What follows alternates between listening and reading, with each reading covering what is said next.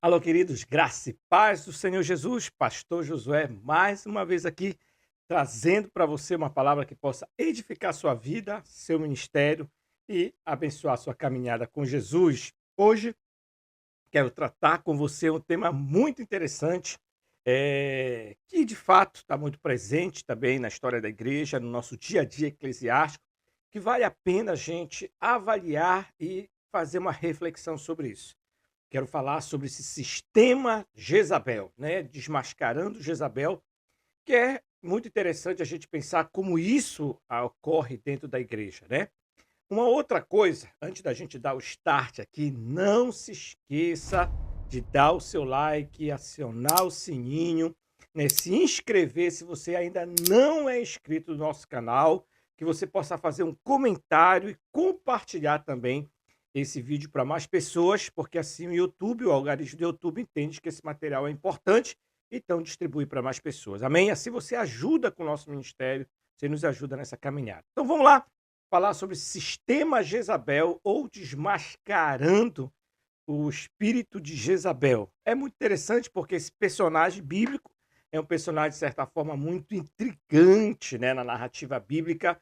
Nós vamos ver, né, em Primeira Reis, do capítulo 16 até o capítulo 22, em cima de toda a história da família de Acabe, esse personagem atuando de uma forma muito interessante. E depois, lá em Apocalipse, no capítulo 2, dentro da igreja de Tiatira, nós vamos também ter esse personagem atuando dentro da igreja e trazendo uma certa confusão ali, uma certa crença.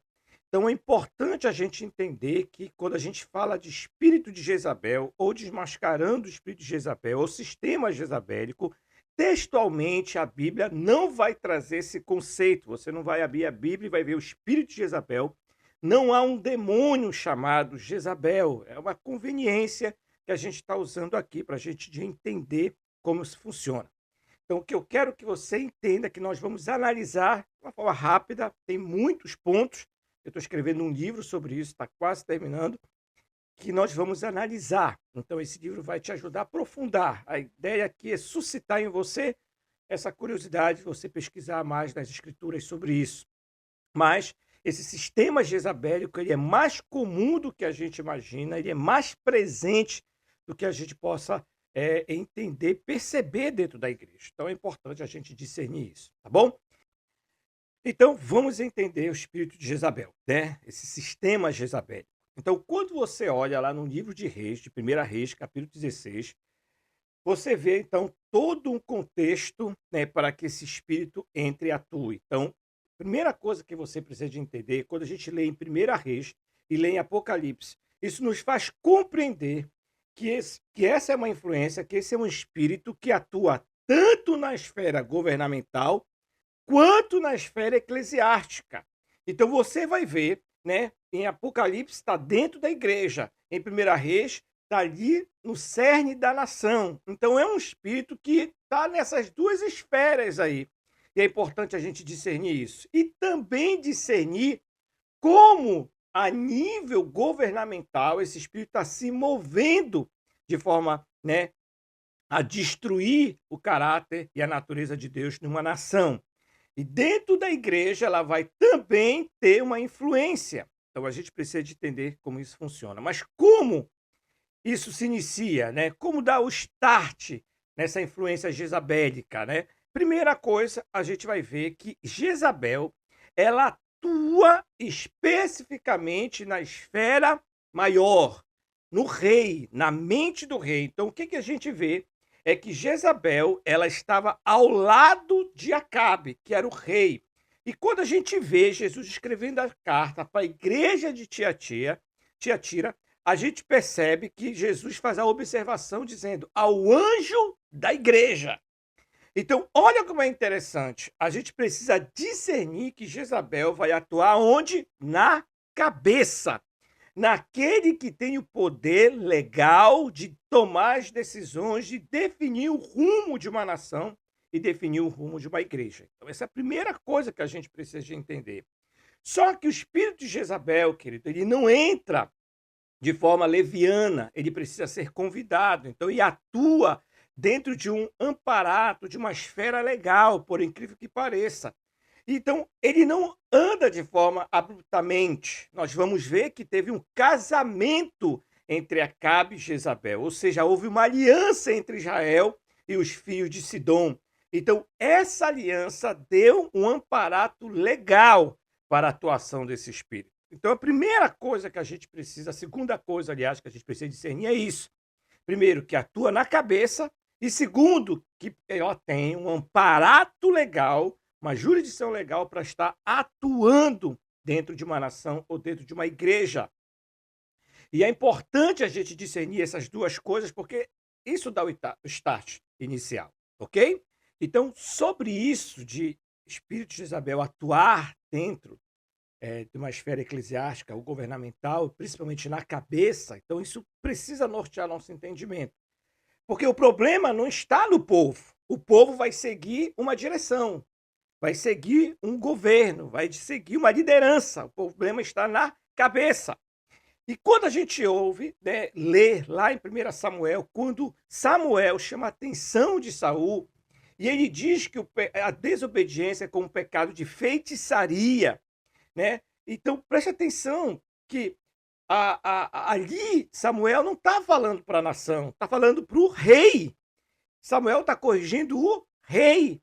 Quando a gente vê, por exemplo, lá no Novo Testamento, os sacerdotes, os mestres da lei, os fariseus, mandando os apóstolos, né, pararem de pregar o evangelho, eles falam, mais importa obedecer ao Deus, aos homens. Essa resposta é dada ao rei, ao sacerdote, o cara que estava ali no topo.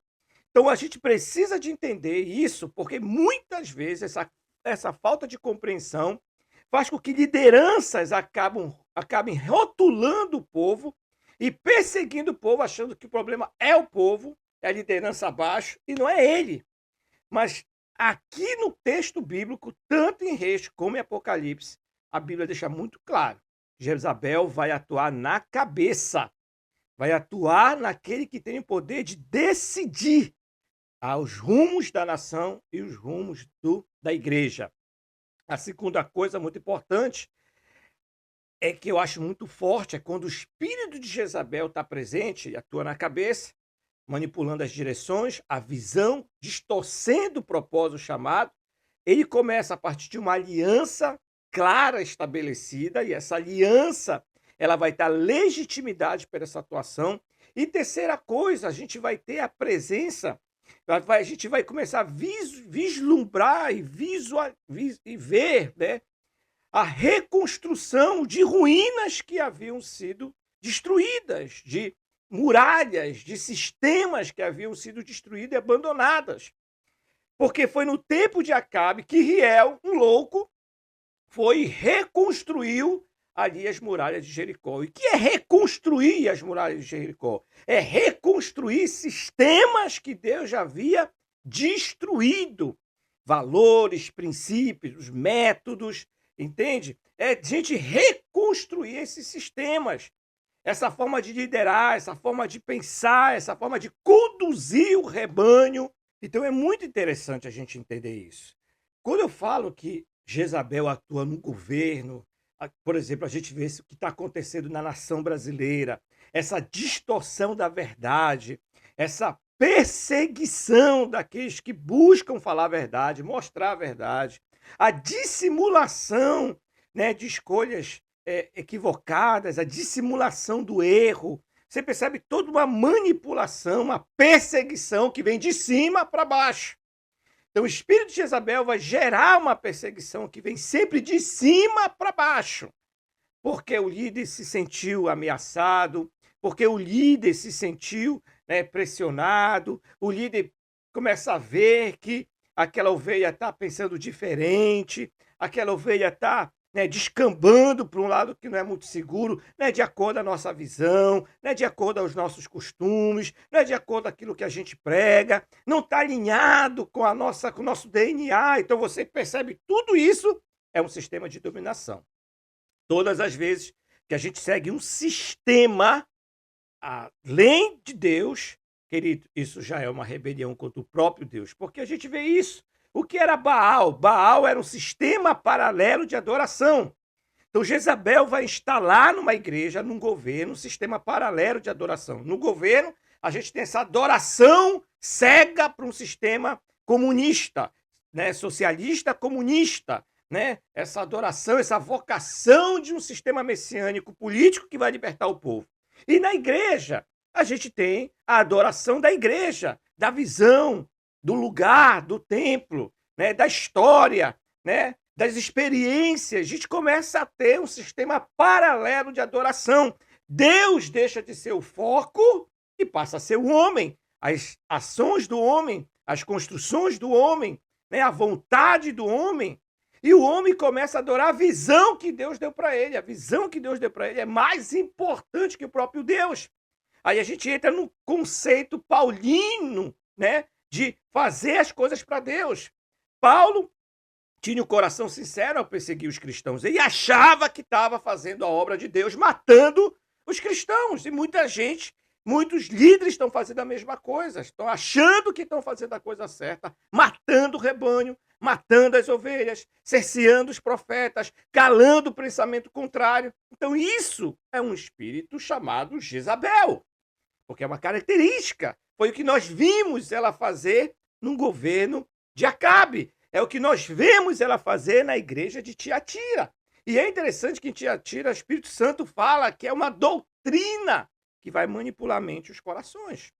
Então a perseguição, o cerceamento do contraditório, né, o bloqueio para visões diferentes, né, a gente vai ver essa perseguição do contrário, de não pensar igual. Tem uma loucura dentro da Igreja de Cristo, meu DNA. Você tem que pensar igual, temos que pensar todo mundo junto. Isso não existe no reino de Deus. A Bíblia fala que pela multiforme sabedoria de Deus, né? A multiforme sabedoria de Deus seria conhecida os principados e potestades através da igreja.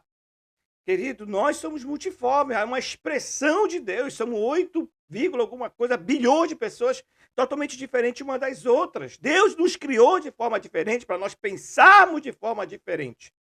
E eu pensar diferente não quer dizer que eu estou contrário a você, quer dizer que eu tenho uma visão, uma perspectiva diferente da sua, mas nós podemos chegar no mesmo lugar. O problema é que muito líder vê a diferença como ameaça, como rebelião, como dissensão.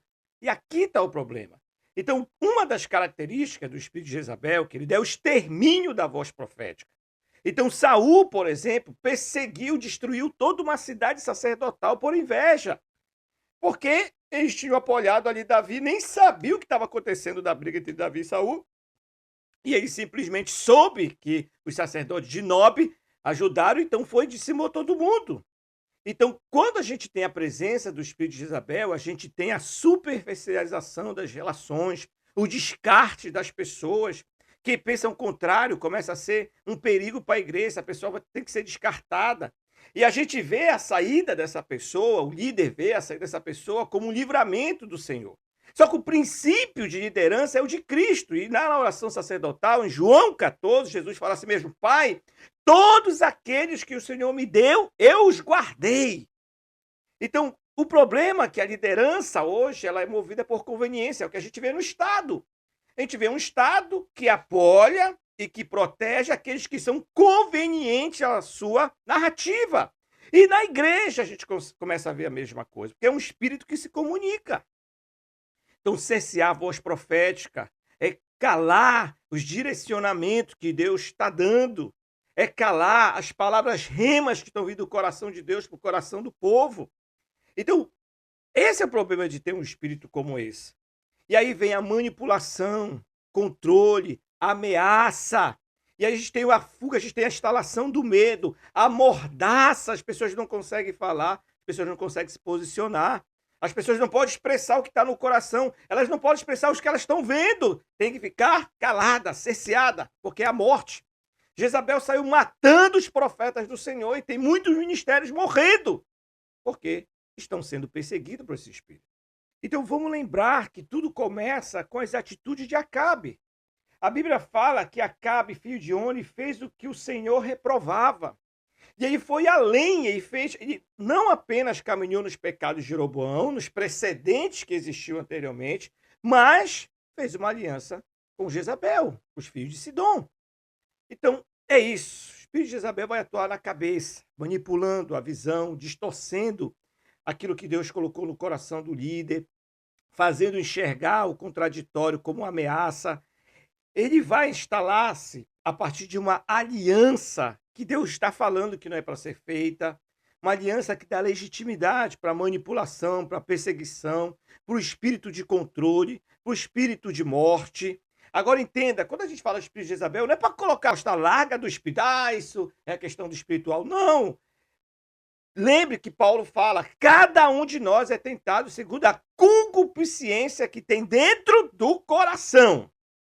Então, na realidade, o espírito de Jezabel, na realidade, é um reflexo da concupiscência que está dentro do nosso coração, querido.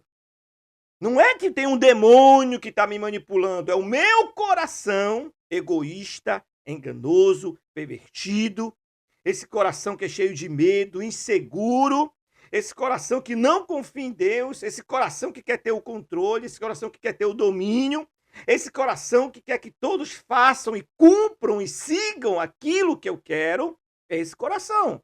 Então, Jezabel não é algo que está fora, é algo que está dentro. E é interessante porque quando Acabe casa com Jezabel, se torna uma só carne. Entende? Então, Jezabel é a externalização do coração de Acabe.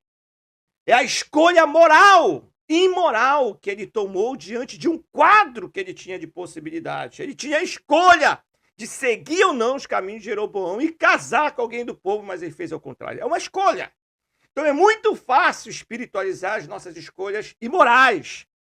Dizer que tudo é o diabo, que o diabo está fazendo isso, que o diabo está fazendo aquilo, e a gente não enxerga a corrupção do nosso coração. A Bíblia fala, enganoso é o coração mais de todas as coisas, desesperadamente corrupto quem o conhecerá. Então é importante a gente discernir isso. Quando a gente vê lá na igreja de Tiatira, há um confronto direto de Deus. Essa Jezabel ali, que ela profetiza, ela inclusive gerou filhos, ela gerou tentáculos, ela contaminou muita gente. Entende? Uma mulher é um princípio de influência, que está ali na igreja. E mais um ponto que eu acho que é importante falar é essa sequidão espiritual que aconteceu na nação de Israel. Parou, de chover, cerraram-se os céus, então a gente não teve mais a chuva, e isso gerou uma sequidão na nação. E o problema de não ter chuva é que o sistema produtivo ele é corrompido, ele para, ele é comprometido.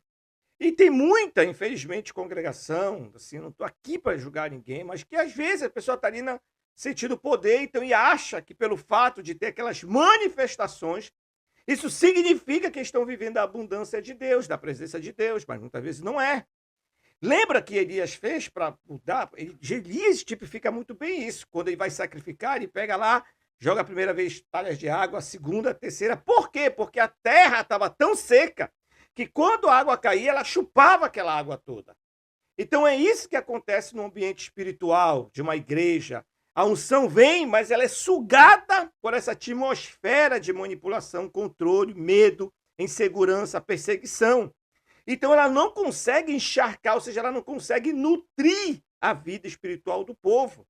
Então o povo está sentindo ali aquele mover, mas aquilo está escoando, querido, ladeira abaixo. Por quê? Porque a terra está seca. A palavra ela não é mais pregada. E quando eu falo palavra, é o evangelho, querido.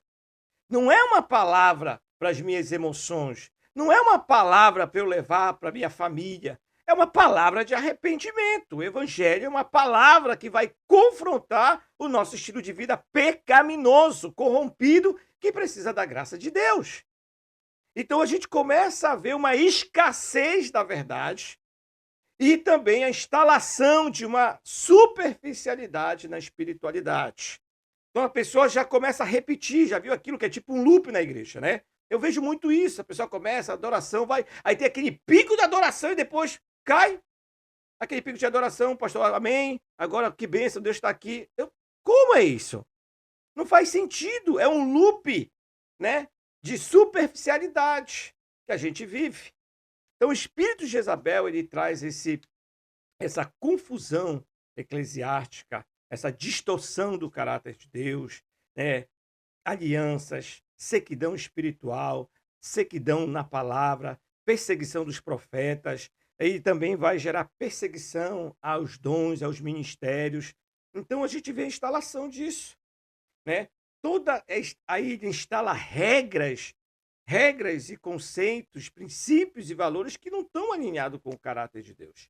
Então a ideia desse vídeo é realmente suscitar em você uma certa curiosidade para que você estude lá 1 Reis, do capítulo 16 até o 22, estude, desculpa, a carta de Jesus à igreja de Tiatira, e você possa se aprofundar como esse espírito vai, então, manipulando, pervertendo ali o reino dos céus, né? O reino do Senhor. Bom, eu estou escrevendo um livro sobre isso, né? Logo, logo eu vou lançar. Fica de olho nas nossas redes sociais, vai ser importante para você. E não se esquece, mais uma vez, se você não se inscreveu, se inscreva. Se você não deu o seu like, se você não comentou, comente. Acione o sininho para você ser notificado dos vídeos novos que eu vou subir.